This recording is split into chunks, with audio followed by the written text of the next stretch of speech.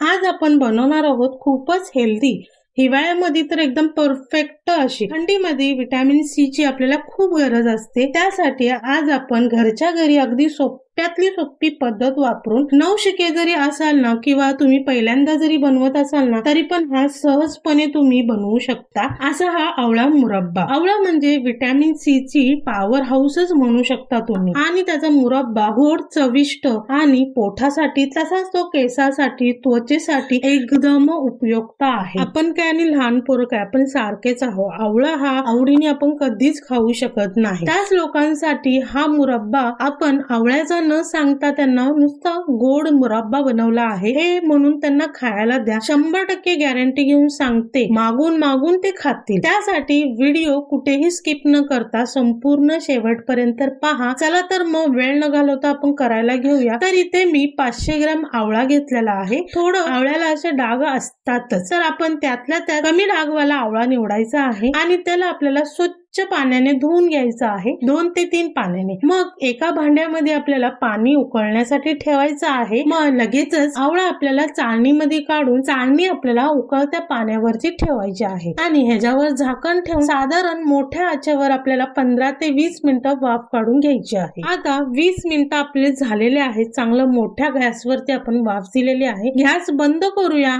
आणि ह्याला अजून 5 ते 10 मिनिटं आतल्या आतच वाफेमध्ये शिजून देऊया। गॅस अजिबात आपल्याला चालू करायचा नाहीये। साधारण आता 10 मिनिटं झालेली आहे, वाफ सुद्धा आपली चांगली गेलेली असेल। आता आपण झाकण उघडून बघूया। बघा आवळ्याचं कसं तोंड छानसं फुटलेलं आहे, छानसं ओपन झालेलं आहे। आता आपण चाकूने बघूया आतपर्यंत आपली वाफ गेली आहे की नाही ते। तर बघा चाकू आपला सहजपणे आत जात आहे। आता हे चांगलं आपल्याला थंड करून घ्यायचं आहे। आता या आवळ्याच्या ना आपल्याला एक एक पाकळ्या वेगळ्या करून घ्यायचं आहे। तर त्याच्या आतली बिया आहे ना ती आपण घेणार नाही। तर आता आपण आवळ्याच्या पाकळ्या आहेत ना त्या एक एक वेगळ्या करून घेऊया। तर ह्याच्यामध्ये जी आतली बी आहे ना ती आपण घेणार नाहीये, फक्त आपल्याला पाकळ्याच घ्यायच्या आहेत। अशा पद्धतीने मी सर्व पाकळ्या एकसारख्या एक एक करून पाकळ्या काढून घेणार आहेत। बघा किती छानसं दिसत आहेत पाकळ्या। आता आपण मोठ्या गॅसवरती एक दुसरी कढई गरम करण्यासाठी ठेवणार आहे। कढई चांगली गरम झाली की गॅस बारीक करून घेणार आहे। लगेच मग त्याच्यामध्ये आवळ्याच्या ज्या पाकळ्या आपण केल्या होत्या ना त्या गरम कढईमध्ये घालणार आहे। मग लगेचच त्याच्यामध्ये 500 ग्रॅम आपण आवळा घातलेला आहे, तर साधारणपणे मी 600 ग्रॅम साखर घालणार आहे, किंवा इथं तुम्ही समप्रमाणात 500 ग्रॅम आवळा आणि 500 ग्रॅम साखर घातली तरी चालेल। मग हे आपल्याला एक सारखं हलवत राहायचं आहे,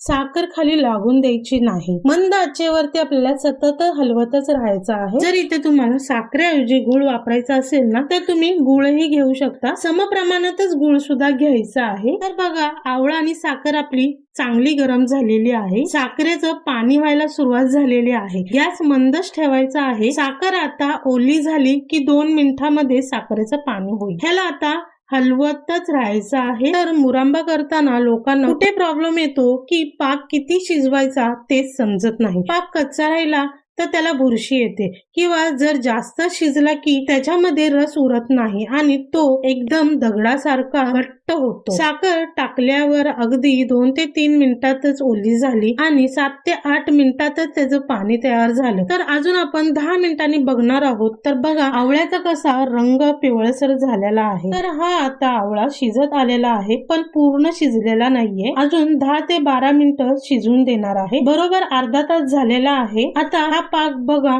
मगाशी खूप पातळ होता आणि आता थोडासा दाटसर झालेला आहे। तुम्हाला इथे सगळा फेसच दिसत आहे। आता ह्या आवळ्याचा रंग बघा मगाशी कसा पिवळसर दिसत होता की नाही, तर ह्याला अजून आपण 10 ते 15 मिनिटं अजून शिजून देणार आहे। आता बघा थोडासा असा डार्क झालेला आहे। बघा मस्तपैकी 45 मिनिटं झालेले आहेत, आपला आवळा शिजत आहे। त्याचा रंग पण बघा किती छानसा आलेला आहे, असा तांबूस, तर किती मस्त दिसत आहे रंग याचा। तांबूस रंग झाला की एकदम परफेक्ट आपला मुरंबा तयार झालेला आहे। आता आपण गॅस बंद करूया आणि याला चांगलं थंड होण्यासाठी ठेवून देऊया। हा थंड झाला की ह्याला आपण स्टोर करून एका काचेच्या जार मध्ये किंवा मातीच्या भांडीमध्ये काढू शकता। बरं का मंडळी, हा मुरंबा आहे ना तुम्ही 3 ते 4 महिने आरामात टिकू शकतो। तर ह्याला हवाबंद डब्यामध्ये जास्तीत जास्त साठवून ठेवू शकता, मुरंबा जास्त दिवस सहज टिकतो। मंडळी असा हा खूप सोपा आणि पौष्टिक असा